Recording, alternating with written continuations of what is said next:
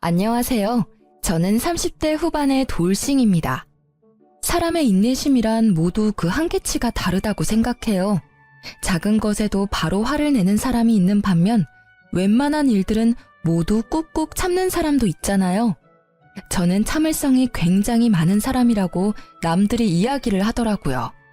남들에게는 그렇게 보이지만 정작 저는 참을성이 많다기보다는 굳이 크게 신경을 쓰지 않는다에 더 가까운 것 같아요. 수동적인 사람은 아니지만 조금 힘든 부탁을 받아도 왜 나한테 시키냐라는 생각보다는 성취감을 더 느끼는 편이거든요. 그런데 그런 저에게도 참을 수 없는 일이 있더라고요. 그리고 그 일 때문에 저는 이혼을 하게 됐고요. 10년이 넘는 결혼 생활을 뚝 잘라버린 건 아깝다고 생각할 수도 있겠지만 저에게는 속 시원한 일이었어요. 이혼 전에는 저도 어디에나 있는 며느리였어요. 옷가게에서 일하는 남편과 회사원으로 일하는 저는 맞벌이 부부였고 애는 초등학생 아들 하나에 4살 딸이 하나 있었어요. 그리고 남편은 삼형제 중 둘째였죠. 시부와 이혼한 시모는 시골에서 혼자 살고 있었어요. 그런 시모를 챙기는 건 언제나 제 몫이었어요. 솔직히 차로 2시간 거리라 오고 가기 힘들었지만 남들 챙기는 건 다 챙겼어요. 명절, 생일, 특별한 날, 그리고 매달 한 번씩 내려가서 일을 도와드리곤 했죠. 솔직히 새 며느리 중에 저만큼 한 사람도 없었어요. 손이의 형님은 이때쯤엔 이혼을 한 상태였고 손아래의 동서는 저보다 더 멀리 떨어져 있었거든요. 책임감 같은 건 아니었고 그냥 상황이 그렇게 됐고 저도 그런 일들을 나쁘게 생각하지는 않았어요. 친정엄마가 필요할 때 부르는 것처럼 시모도 필요하니까 부른다 싶었거든요. 시부라도 있었으면 또 달랐겠지만 혼자 있는 걸 아니까요. 그리고 그런 시모는 매우 성급한 사람이었죠. 뭐든 시키고 보자는 식인데 정작 제대로 알려주지도 않고 시키려고 하니 꼭 나중에 탈나게 만드는 사람요. 게다가 인식이 아주 옛날 사람이라는 것도 있었어요. 며느리들 고생하는 건 당연하다고 생각하는 점이요. 편하게 앉아 있는 꼴을 못 본다고 해야 하나요? 추석 명절에 새 며느리가 전 부쳐놓고 준비 다 해놓고 믹스커피라도 한잔 할라 치면 꼭 그 이야기를 하는 거예요. 앉아 있을 시간이 있으면 나가서 밭이라도 가꿔라. 여자 셋 모여서 할 일 없이 노닥거리는 게 웬 말이냐? 호시절이야 호시절. 어디 며느리가 시모 앞에서 노닥거리며 쉬는 꼴을 보여? 이런 시모의 말투와 행동을 못 버틴 게 첫째 형님이었죠. 시모가 가장 자주 불렀고 마치 시모처럼 부렸다고 하더라고요. 형님의 말로는 우리 집에서 키우는 가축한테도 그렇게 못할 거야 라더군요. 저도 전에 들은 바라 그게 어떤 건지 몰랐지만 형님이 이혼하고 나서 그 말의 뜻을 이해할 수 있었어요. 시모는 마치 저를 고용된 직원처럼 부려먹더라고요. 아니, 직원이면 편의를 봐주기나 하죠. 이건 뭐 편의조차 없는 일방적인 명령, 화냄, 질책의 연속이랄까요? 솔직히 이때쯤에는 형님의 마음이 100번, 1000번 이해가 가고도 남았어요. 집이 멀어도 시모의 부름은 멈추지 않았죠. 결국 주말마다 저를 부르기 시작하더라고요.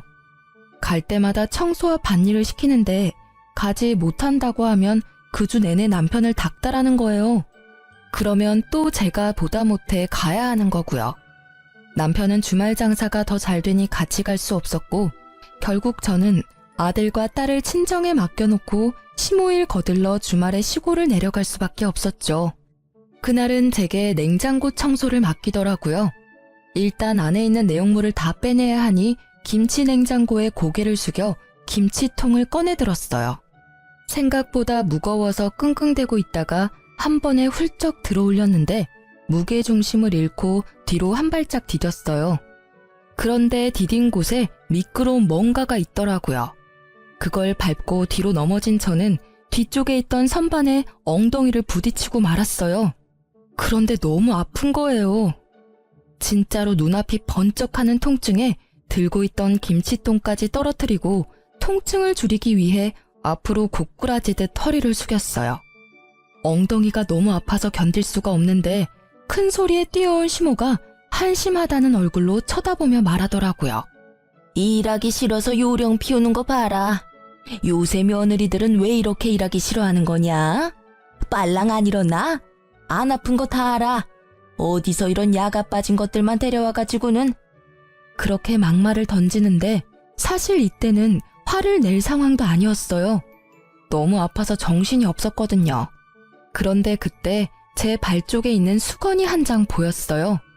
아까 전에 시모가 청소하라며 던져준 마른 행주였어요. 딱 보니 제가 밟고 넘어진 게 이 행주 때문이었더라고요. 결국 저는 주섬주섬 일어나 가방부터 집어들고는 시모에게 말했죠. 너무 아프니까 병원 좀 다녀올게요. 아이고, 병원은 무슨.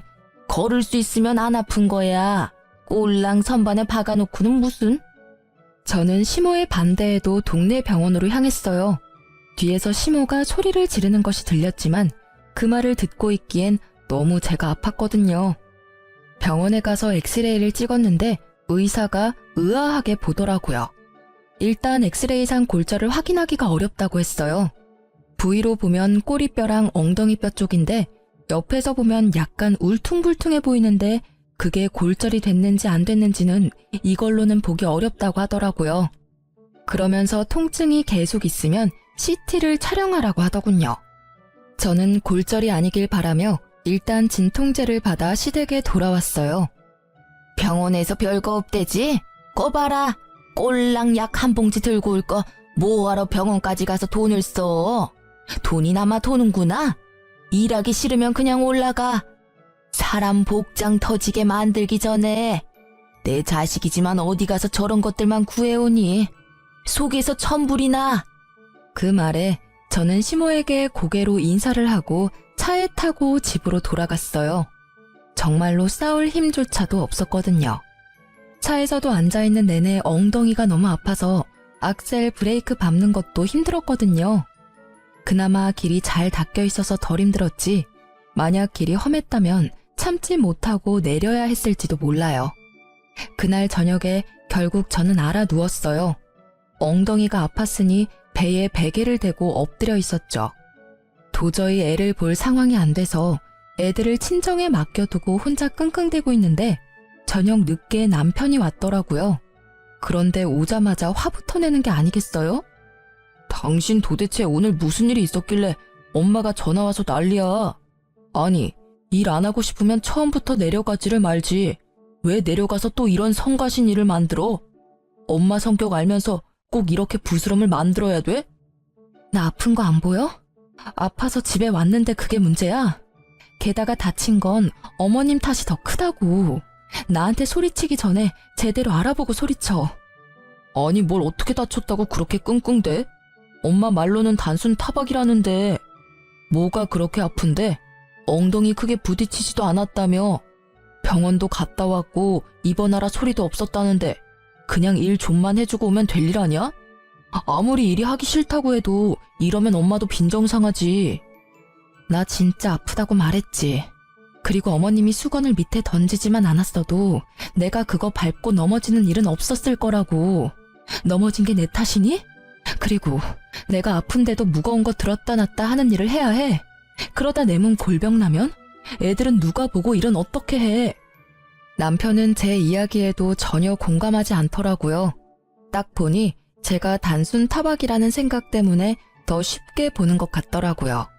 그런데 통증이 전혀 가시질 않고 더 심해져서 결국은 다음날 병원을 방문하게 됐어요. CT를 찍었더니 청골이라는 엉덩이뼈가 골절이 돼서 앞뒤로 갈라져 있더라고요. 병원에서는 입원을 해도 고정 같은 건 못하고 하루 한 번 물리치료는 받을 수 있다고 하더라고요. 아플 때 진통제 정도 놔주고요.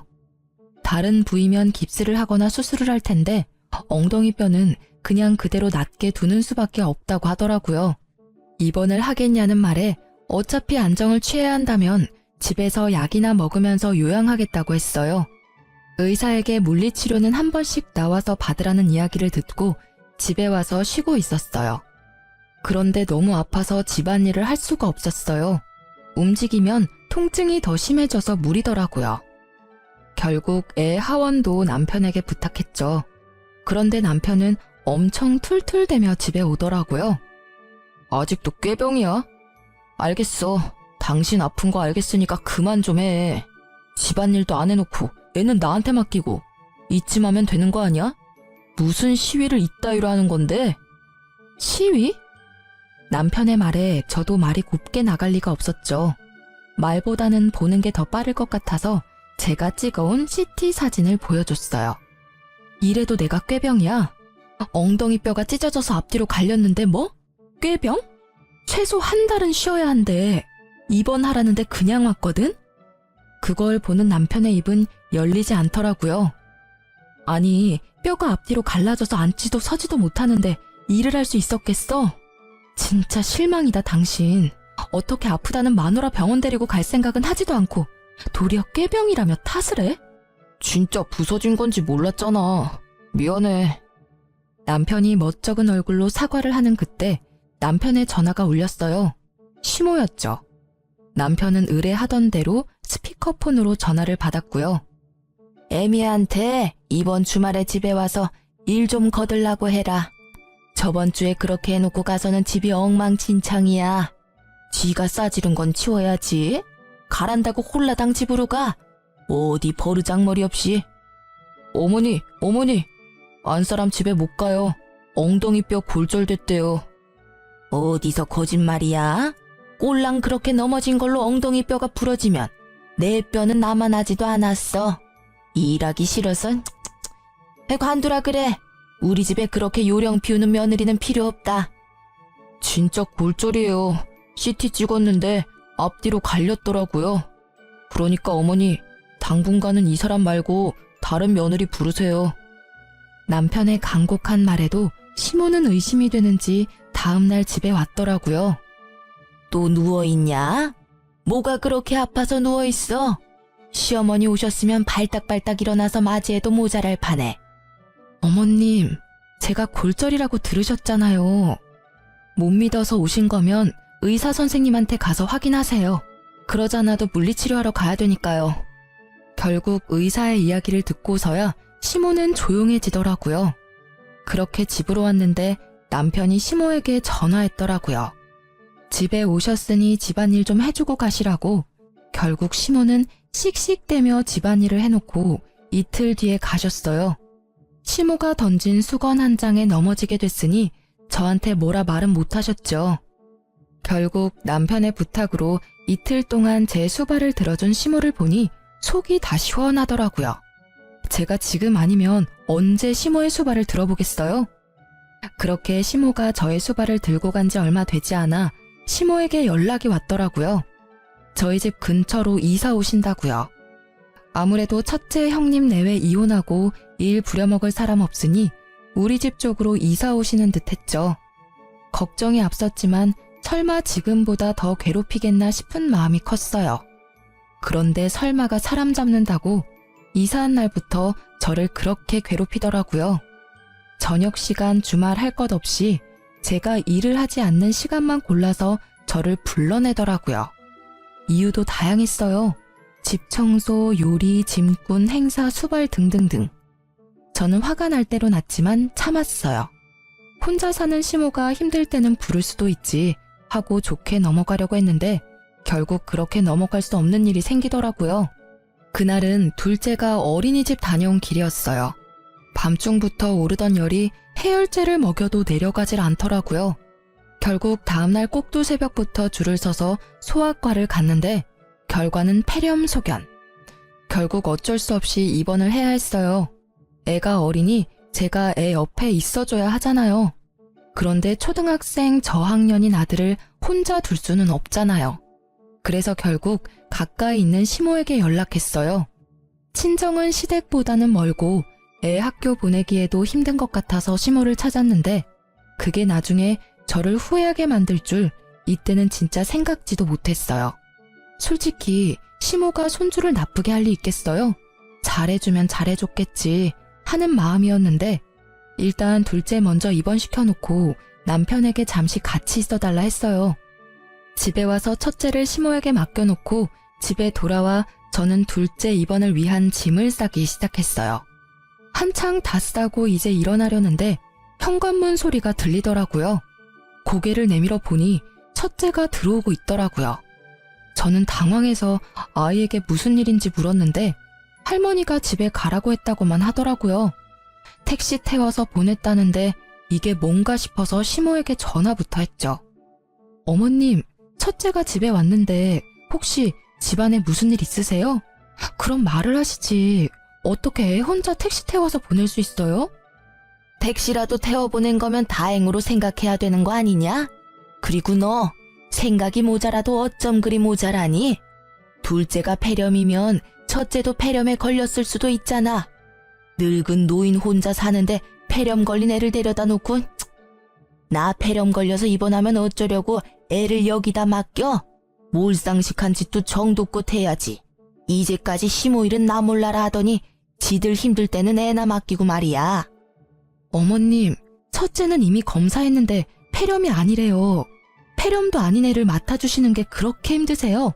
아님 병원 말을 못 믿으시는 거예요? 난 다 못 믿어. 괜찮다고 했다가 나중에 진짜 폐렴이면 어쩔 거야? 나 죽는 꼴이 그렇게 빨리 보고 싶니? 아예 나 죽으라고 고사라도 지내지 그래. 그 막말에 제가 할 수 있는 말은 없었어요. 말이 통해야 말을 하죠. 하지만 머리통에 연기가 날 만큼 화가 나긴 했어요. 저를 괴롭히는 건 참을 수 있어도 내 자식 괴롭히는 건 못 참겠더라고요. 저는 결국 아무 말 없이 시모 전화를 끊었어요. 그리고 남편에게 바로 전화했죠. 어머님이 첫째 돌려보냈어. 어머님 도움 못 받게 생겼으니까 자기가 시간 좀 내. 뭐? 왜 애를 안 봐주신대? 혼자 사는 늙은이 폐렴 걸리게 만드는 며느리라며 아주 난리도 아니셨거든? 아직 초등학교 저학년인 애를 택시 태워서 홀라당 집에 보내셨더라. 기도 안 차서 정말. 그러니까 당신이 퇴근 후에 둘째 병간호해. 결국 남편과 저는 번갈아 가며 두 아이를 케어하게 됐죠. 남편은 낮에 일을 하는 동안 첫째는 학교와 학원으로 시간을 보내고 저는 둘째 병간호를 했어요. 그리고 남편은 퇴근 후에 둘째 병간호를 하고 저는 저녁에 첫째 밥 먹이고 함께 있어준 뒤에 애가 잠든 밤에 홈캠을 애 방에 켜두고 병원으로 와 남편과 바통 터치했어요. 진짜 피말리는 날들이었어요. 그런데 주말이 되니 첫째가 아침부터 쭉 혼자잖아요. 남편은 주말이 바쁘고 주말은 지나야 둘째는 퇴원이고 결국 남편이 시모에게 재차 부탁해서 애 밥만 챙겨주라고 했어요. 남편과 제가 없는 점심 식사만요. 그렇게 주말이 잘 지나가나 했는데 오후 4시쯤 전화가 왔어요. 첫째한테서요. 엄마, 나 배고파. 집에 먹을 거 없어? 응? 점심 많이 안 먹었어? 집에 사놓은 건 없는데. 혹시 엄마가 배달시켜줄까? 응. 알았어. 엄마가 분식 시켜줄게. 근데 점심 맛이 없었어? 엄마가 너 좋아하는 반찬 많이 해놓고 왔는데? 몰라. 할머니가 밥 안 주고 빵 하나랑 우유 하나 주고 가셨는데. 뭐? 식사를 안 챙겨주셨다고? 냉장고에 반찬 가득 넣어놨는데? 그거 안 차려주셨어? 몰라. 난 방 안에 있었어. 할머니가 빵이랑 우유 주면서 나더러 방에서 나오지 말라고 했어. 할머니 계시는 동안에는 절대로 방문 밖에 나오지 말라고. 병균 옮기면 할머니한테 혼날 거라고. 그래서 계속 방 안에 있었는데 너무 배가 고파서. 할머니가 너한테 진짜 그렇게 이야기했어? 저는 경악을 금치 못했어요. 세상에 어느 할머니가 친손주를 병균 취급을 해요? 열받은 저는 남편에게 전화했죠. 당신 어머님 좀 어떻게 해봐. 왜 그러시는 거야 정말? 왜 또 무슨 일인데 일하는데 전화를 해? 웬만하면 집에 가서 하자, 응? 집에 오면 이야기할 시간이라도 있어? 내일도 어머님 우리 집에 오실 건데 애를 병균 취급하면서 방에서 나오지도 못하게 했다고. 여보, 유난 떨지 마. 애가 과장되게 말하는 거겠지. 엄마가 설마 그럴 리가 없잖아. 당신은 당신 엄마를 너무 몰라. 그렇게 하고도 남을 사람이거든? 지금 당장 둘째 병원 앞으로 와. 지금 일하는데 어떻게 가냐고. 말이 되는 소리를 해.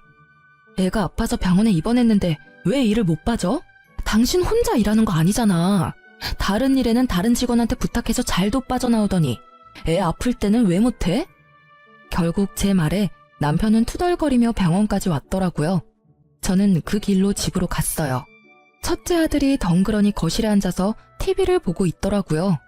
괜찮은가 싶은 마음도 잠시 아들이 몰래 눈물을 훔치더라고요. 아들, 울었어? 왜 울어? 엄마가 여기까지 왔잖아. 뚝해, 응? 엄마, 할머니가 나더러 병균 덩어리래.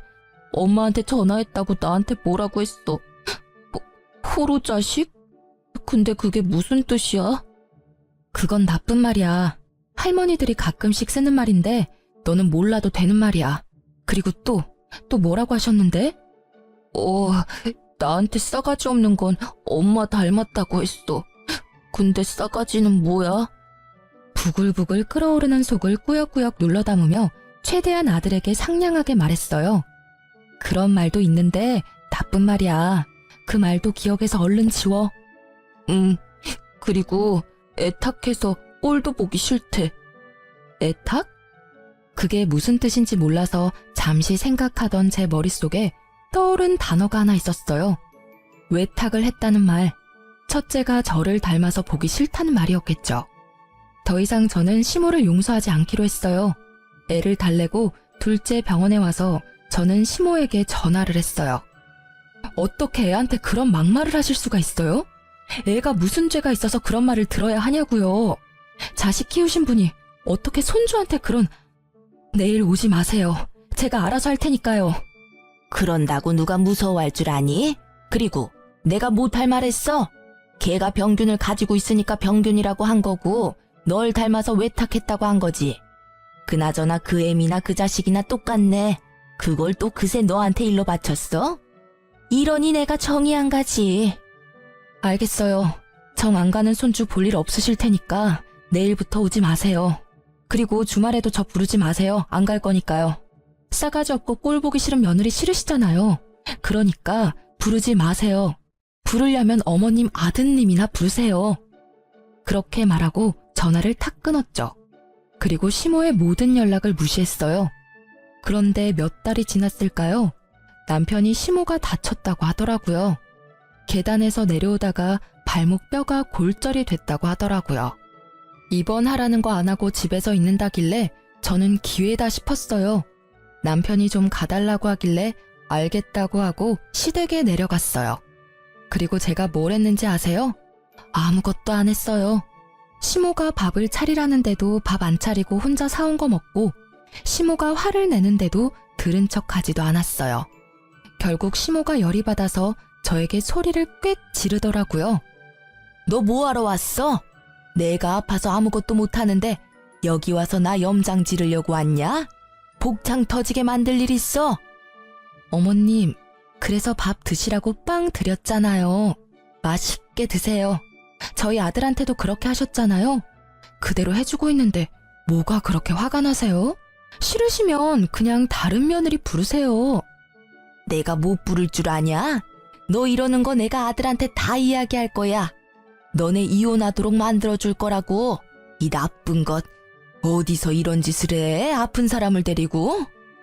마음대로 하세요. 어차피 첫째 며느리는 어머님 성화에 못 이겨서 이미 이혼했고 막내 며느리도 척치고 살고 계시잖아요. 아들 셋에 두 며느리가 담을 쌓았는데 곧 저도 담 쌓고 지내게 생겼네요. 제 말에도 시모는 당당한 표정으로 남편에게 전화를 걸더라고요. 스피커폰으로요. 예, 너 이리 와라. 네 마누라 어떻게 좀 해. 나 아파서 수발 들러 와놓고는 꼴랑 빵 한 쪼가리 주고는 밥 먹으란다. 어디서 이런 미친 것을 데려왔어? 아, 진짜. 와이프 좀 바꿔줘봐요. 바꿀 필요 없어. 나 다 듣고 있으니까 할 이야기 있으면 해. 당신 도대체 거기까지 왜 간 거야? 갔으면 엄마 수발 좀 잘 들어줘. 왜 매번 이렇게 싸우는데? 이거 당신한테도 문제 있는 거라고. 그리고 엄마가 좀 떽떽거렸다고 당신까지 똑같이 굴면 어떡해? 윗사람한테 그렇게까지 하는 거 아니야. 그래, 당신도 똑같네. 그 어미의 그 자식이라더니.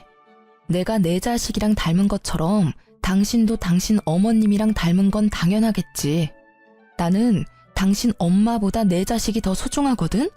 그래서 내 새끼 그렇게 만든 사람 용서 못해. 그리고 어머님도 나 어차피 용서 안 하실 것 같으니까 그냥 우리 이혼하자. 우리 애한테는 이런 할머니는 필요 없는 것 같으니까. 이혼하자고 이야기하면 벌벌 떨 줄 알았니? 차라리 잘 됐어. 야, 나도 이런 며느리 필요 없으니까 얼른 이혼해라. 꼴도 보기 싫은 것. 어디서 당당하게 머리 쳐들고 있어? 그 꼴을 보니 첫째 형님이 이혼했을 때가 생각나더라고요. 방귀 낀 놈이 성낸다고 딱 그 꼴이잖아요. 제 탓으로 자식들 이혼하게 만든 거 생각도 못하고. 이혼을 선언한 후 저는 애들 둘과 함께 친정으로 돌아왔어요. 남편과의 집은 반씩 부담해서 마련한 거였기에 남편에게는 시세의 반을 돌려달라고 말했어요. 남편은 싫다고 하더라고요. 그래서 이혼 소송으로 재산 분할하겠다고 말했죠.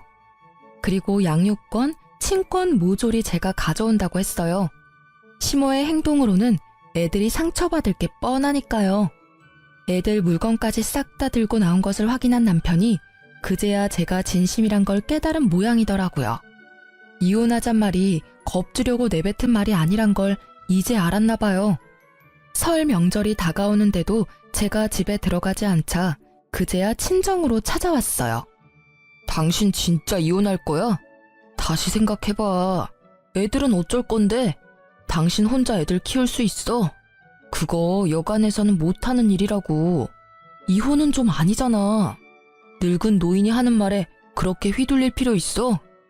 나는 이미 당신 어머님한테 실망했어.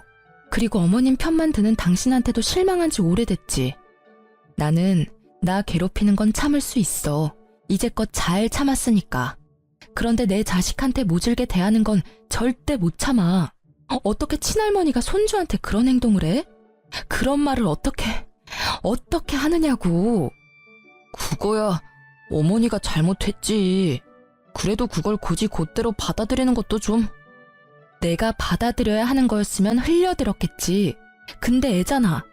애는 무슨 죄가 있어서 그런 소리 듣고 상처받아야 하는데. 결국 제 말에 할 말이 없어진 남편이 입을 꾹 다물더라고요. 그때 제 폰으로 연락이 왔어요. 저는 전화를 받았죠. 형님, 저 막내예요. 혹시 이번 설에 어떻게 하실 거예요? 오실 수 있어요? 미안해 동서. 나 이혼하기로 했어. 이제 그 집안 사람 아니니까 설에 내려가는 건 알아서 결정해야 될 것 같아. 어머님이랑 무슨 일 있으셨죠? 저 진짜 미치겠어요. 형님이 없으니까 저한테 매일같이 전화 오셔서 며느리 잘못 봤다면서 늙은 노모 모시지도 않는다고 난리를 치시느라. 동서한테만 그러면 다행일 거야. 나는 진짜 우리 첫째한테 한 거 생각하면. 저도 이제 연락 끊어야 할까봐요. 저번에 혹시나 싶어 한번 시골 갔는데 아침부터 저녁까지 일을 시키는데 밥도 제대로 안 주시는 거 있죠? 우리 친정에서는 남편 오면 닭부터 전복까지 몸에 좋은 거에다가 먹이기 바쁜데 전 밥도 못 얻어먹고 일만 하다 올라오잖아요. 그러니 말이야. 어쨌든 난 앞으로 쭉 그 노인네 보러는 안 가. 이혼할 거니까. 결국 그렇게 되네요. 첫째 형님부터 둘째 형님까지. 저도 올해부터는 시댁 안 가야겠어요. 어머님한테 당한 거 생각하면. 그렇게 전화를 끊고 나자 이번에는 시모에게 전화가 오더라고요. 전화를 받지 않으려니 눈앞에 있는 남편이 훤히 보여 차라리 전화를 받고 제 의지를 보이는 게 낫다고 생각했어요. 네. 그래, 너 이번 설에 내려오너라. 네가 잘못한 거는 내가 다 덮어줄 테니까. 어차피 이혼하고 나가봐야 너만 고생 아니냐? 이혼하지 말고 이번 설에 내려와. 거의 명령조였어요. 제가 마치 무조건 받아들일 것처럼 말하더라고요. 그때 남편이 한마디 하더라고요. 만약에 이혼하면 애들은 내가 데리고 갈 거야. 다른 사람 손에 크는 거 난 못 봐. 당신은 애들 보기 부끄럽지도 않아? 어떻게 애들 할머니랑 싸우고 이혼한다고 할 수가 있어. 시어머니한테 못하는 것도 자랑이야? 제가 뭐라고 맞받아치려는데 옆에 있던 아들이 제 옷자락을 꾹꾹 잡아당기더라고요. 애 앞에서 이렇게 싸울 일이 아니라고 생각하면서 첫째를 달래려던 그때 첫째가 한마디 하더라고요. 아빠랑 엄마랑 헤어지면 나 아빠 따라가야 해. 아빠 바쁘면 나 또 할머니랑 있어야 하는데. 나 할머니 집에 보낼 거면 나는 아빠랑 같이 안 살고 싶어. 그 말에 남편은 꿀먹은 벙어리가 됐죠. 전화를 통해서 첫째의 이야기를 듣고 있던 시모는 노발대발하며 소리 지르더라고요. 이 싸가지 없는 놈! 며느리 네가 애를 저렇게 싸가지 없는 놈으로 키웠어. 어디 어른 앞에 두고 못하는 말이 없어? 애한테 소리 지르지 마세요. 아들, 외할머니 방에 가 있어. 애를 안방으로 보내놓고 제가 남편에게 말했어요. 애들 마음에 얼마나 상처가 컸는지 이제 알겠지? 당신도 눈이 있고 귀가 있으면 이제 그만 좀 잘 살펴보라고. 저 작은 애도 제 할머니 집에 안 가려고 난리잖아. 저 애 데려가서 행복하게 키울 자신 있어? 애가 벌써 불행한데. 미안한데 나 이혼 번복 안 해. 그리고 애도 못 데려갈 거야. 애 데리고 가겠다고 하면 끝까지 싸울 거니까. 결국 제 말에 남편은 집으로 돌아갔죠. 그리고 이혼 소송도 마무리가 잘 됐죠. 제가 시모에게 당한 일들로 인해 제게 좀 유리하게 됐어요. 게다가 당연히 애들 친권과 양육권도 제가 가져왔고요. 그런데 이혼 후 동서에게 연락을 받았어요. 형님, 잘 지내세요? 저도 이혼하게 됐어요. 어머님이 하나뿐인 며느리 감싸줄 줄 알았는데 더 부려먹으시더라고요. 게다가 조금이라도 바른 소리 할라치면 두 형님들 욕을 하면서 저한테 똑같은 년이라고 막말을 하시는데 어떻게 그걸 당하고 사셨나 몰라요. 남편에게 이야기했더니 엄마가 원래 그런 성격인 걸 어쩌냐네요. 참나. 내 편 들어줬으면 시댁이랑 인연 끊고 남편이랑 잘 살아보려 했는데 세상 일 제 맘대로 되는 게 하나도 없더라고요. 그리고 혹시 아세요? 고부 갈등으로 이혼하는 거면 시모한테 위자료 청구도 된대요. 전 제가 당한 일 다 증거 모아서 위자료도 청구했어요. 동서의 말에 저는 웃을 수밖에 없었어요. 형제 셋이 나란히 시모를 이유로 이혼하게 된 것이 너무 웃기더라고요. 결국 돈까지 뜯기고 며느리들은 모두 이혼하는 상황이 되니 지금은 더 이상 삼형제 중 그 누구도 시댁에 들리지 않는다더군요. 참 꽃이다 했어요. 이혼 후에 저는 친정과 가까운 곳에 자리 잡고 애를 키우고 있었어요. 친정 부모님의 도움을 많이 받았어요. 애들은 친정엄마와의 사이에 애착이 잘 형성되었던 터라 부모님에게 뭔가 해드리고 싶은 마음으로 여행을 갔어요. 그런데 여행지에서 돌아오다가 엄마가 돌부리에 걸려 넘어져 대퇴골 골절로 요양병원에 단기 입원하게 됐어요. 3달간의 치료가 끝나면 집으로 다시 모셔가려고 했죠. 친정엄마 입원 후 2달 동안은 매일같이 친정엄마를 보러 갔어요. 그리고 매주 주말에는 오빠 내외와 함께 애들 둘을 데리고 함께 병문안을 갔죠. 그렇게 퇴원을 2주 앞두고 주말에 가족 다 같이 엄마 면회를 가던 날이었어요. 병실에 들어가다가 저는 깜짝 놀라 멈췄어요.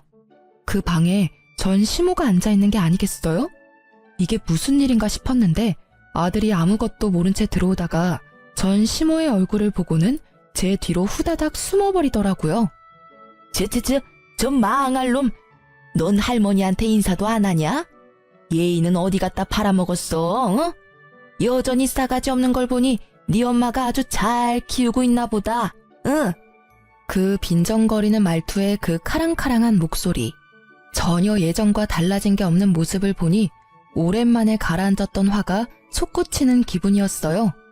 아니 왜 남의 귀한 손주한테 소리 질러요? 애 놀라면 당신이 책임질 거야. 우리 강아지 일로 와. 저 망할 할망구가 노망이 들었나? 왜 애를 울려? 친정어머니의 등 뒤로 쫓아가 숨는 손주를 보던 시모가 이번에는 막말을 쏟아붓더라고요. 아이고, 네가 우리 아들이랑 결혼만 안 했어도, 네가 아들이랑 이혼만 안 했어도 내가 이 꼴로 병원에 갇혀있지는 않았을 거다. 망할년, 내 신세가 어쩌다 이리 됐을꼬. 처음부터 네 년이랑 우리 아들을 결혼시키는 게 아니었어. 애초부터 마음에 썩 들지도 않은 며느리를 네 엄마도 참 딱하다. 친정엄마 여기 버려두고 니들끼리 잘 지내고 있겠지. 저는 어이가 없더라고요. 우리가 어떻게 지냈는지 알지도 못하는 사람이 왜 우리 일에 이렇게 참견인 건지. 제가 한마디 하려는데 갑자기 옆 침대 아줌마가 먼저 말을 하더라고요. 아니 언제 봤다고 할머니네 가족을 욕해요? 이만큼 화목한 가족도 없는데 노인네가 노망이 들어도 한참 들었구만. 다른 사람들이 다 그런 짓 해도 이 집 사람들은 그럴 리 없어요. 이렇게 알뜰살뜰 엄마를 보살피고 간병하는 것도 힘든 일인데 제 집 팔아서 친정엄마 집을 다니게 쉽게 고쳐주는 건 더 힘든 일이지. 세상에 이런 딸 있으면 소원이 없겠구만. 그렇지. 나는 아들 하나 있었으면 이런 며느리 하나 얻고 싶구만. 이런 며느리 있으면 내가 늙어 죽을 때까지 마음고생 안 해도 될 사람이라고. 매번 올 때마다 생판남인 우리까지 챙겨주는 사람이 세상에 어디 흔할까? 이렇게 말하는 분들은 모두 엄마와 같은 병실의 환자분들이셨어요. 6인실을 같이 쓰시는 분들인데 매번 맛있는 과일이나 음식 사와서 같이 나눠 먹었더니 다들 저희한테 무척 잘해주셨거든요. 아무것도 모르는 것들이 껴들긴 왜 껴들어? 어린 놈의 새끼도 저 여우 같은 년도 다 똑같이 싸가지 없는 나쁜 년놈들이라고. 저것들 때문에 내가 여기 갇혔지. 내 모를 줄 알고? 저는 이혼 후에 그쪽 가족분들과 연락한 적 단 한 번도 없어요. 그러니 여기 와 계시는 것도 그쪽 가족분들의 생각이시겠죠. 엄한 사람한테 누명 씌우지 마시고 애한테 욕도 하지 마세요. 저희는 이제 엄연히 남이라고요. 이런 식으로 욕하고 소리치면 저희도 참지 않을 거예요. 안 참으면 어떡할 건데? 그런다고 내가 무서워할 줄 아냐? 너 네가 여전히 내 아들 조종하는 거 내가 모를 줄 알아? 여기서 꺼내. 나 여기서 꺼내주란 말이야. 제가 왜 그런 짓을 해요? 그 사람 본 적도 한참 전인데 말이 되는 소리를 하시라고요. 이러니 며느리가 셋이나 도망가죠. 그리고 자식들도 돌보고 싶겠어요? 본인한테 물으세요. 어머니가 하신 행동이 지금 이 상황을 만든 거니까. 이혼한 지 도대체 얼마나 지났다고 생각하세요? 이미 완전 남남이라고요, 남남. 결국 빈정상한 우리는 2주가 남았지만 같이 있을 수 없다는 생각에 퇴원수속을 밟기로 했어요. 그런데 퇴원수속 밟는데 전 남편이 들어오더라고요. 서로 깜짝 놀랐죠. 당신 어머니 들어오신 지 며칠 되지도 않는데 퇴원해? 우리 때문이라면 걱정 마. 지금 퇴원수속 밟고 있으니까. 그런 거 아니야. 병원에서 폭력성 있는 노인은 안 된다고 하는 바람에 다른 곳으로 옮기는 거야. 아, 같은 병실에 있는 할머니 한 분을 밀쳐서 넘어뜨렸더라고. 참 여전하시네. 사람 변하기 힘들다고 하지만 며느리가 셋이나 떨어져 나갔는데도 전혀 바뀐 게 없으셔. 우리도 그것 때문에 힘들어 죽겠어. 당신한테는 참 못할 짓 했지. 그리고 그걸 이제야 알아차린 것도 미안하고. 이제야 알아차린 거야? 당신도 참 늦다. 어떻게 이런 사태를 여태껏 모를 수가 있어?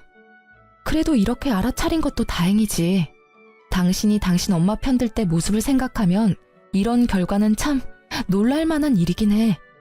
큰형이 재혼하려는 문제 때문에 알게 됐어, 우리도. 형 재혼하려고 여자 데리고 왔는데 그 형수님 될 분도 예전 형수님처럼 엄청 부려먹으려고 하셨나 봐. 근데 그 형수님도 보통 분은 아니라서 결국 엄마랑 연 안 끊을 거면 자기랑 끊어야 한다고 하는 바람에 형도 재혼에 다시 실패했거든.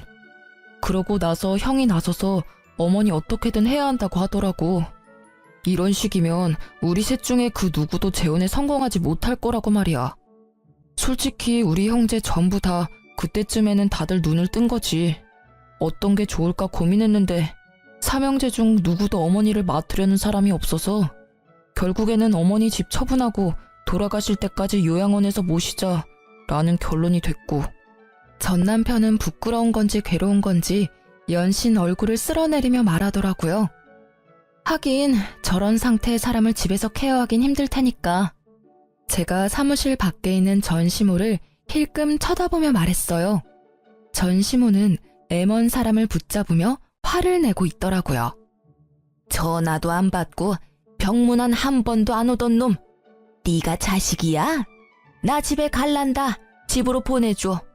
왜 나를 여기다 처박아 놓냐고. 여태껏 우리 탓, 이제는 없는 며느리 탓만 하셔. 그때 당신 말 들었으면 우리가 헤어질 일도 없었을 텐데. 그땐 내가 왜 그랬는지. 후회하지 마. 난 지금 잘 살고 있어. 당신도 앞으로 잘 살아. 그때 한 당신 선택이 지금 당신을 만든 거니까. 나한테도 과거 이야기 꺼내지 말고. 전시모가 어떻게 살아왔는지 눈에 훤하더라고요. 사람을 칼같이 쳐내며 좋으실 대로 살아오셨으니 옆에 버틸 사람이 없는 거겠죠. 그렇게 시모가 사무실 밖에서 집에 가고 싶다고 외쳤지만 결국 다음 목적지는 다른 요양원이더라고요. 마지막까지 시모는 자기 잘못을 모르더라고요. 아들들에게 배신당한 것을 이제는 없는 며느리 탓을 하는 걸 보니 말이에요. 집도 처분당해서 나가더라도 갈 곳이 없을 텐데 저리 집에 가자고 용을 쓰다니. 그 집에는 더 이상 자신을 그리워할 사람이 아무도 없다는 걸 아직까지 믿지 못하더라고요. 그렇게 전 남편과의 짧은 재회 후 저는 다시 일상으로 돌아갔어요. 아이 둘은 제법 컸고 재혼 생각은 아직 없지만 좋은 만남을 이어갈 사람도 생겼어요. 그렇지만 어떤 이유에서건 제 아이들을 상처받게 할 사람들과는 인연을 맺고 싶지 않은 게 제 마음이에요. 친할머니에게조차 남보다 못한 취급을 받은 아이들에게 더 이상 상처를 주고 싶지 않아서 남들보다 더 신중해질 수밖에 없더라고요. 제가 제 삶을 찾아가는 건 아마 아이들이 지들 인생을 찾아 독립을 하고 난 뒤일 거예요. 어떤 사람들은 그게 늦다고 생각할지 모르겠지만 저에게는 그게 제일 좋은 선택이라는 생각이 들거든요. 이렇게 글을 쓰고 보니 저도 참 순탄치만은 않은 인생을 살아왔다는 걸 실감하게 되네요. 누가 이런 경험을 할 수 있겠어요? 물론 돈 주고도 하고 싶지 않을 경험이긴 하지만 3명의 며느리를 이혼시키는 시모라니. 예전에는 치가 떨릴 만큼 싫었는데 지금은 참 대단한 사람이라는 생각이 들어요. 어떻게 살아오면 그런 사람으로 완성되는 건지. 이 글을 쓰면서 예전의 일들을 꺼내보는 것은 그리 즐거운 일은 아니었지만 이왕 꺼낸 김에 이 글을 읽는 분들이 함께 욕하고 화내주시면 제게 큰 위로가 될 것 같아요. 제 사연 들어주셔서 감사합니다.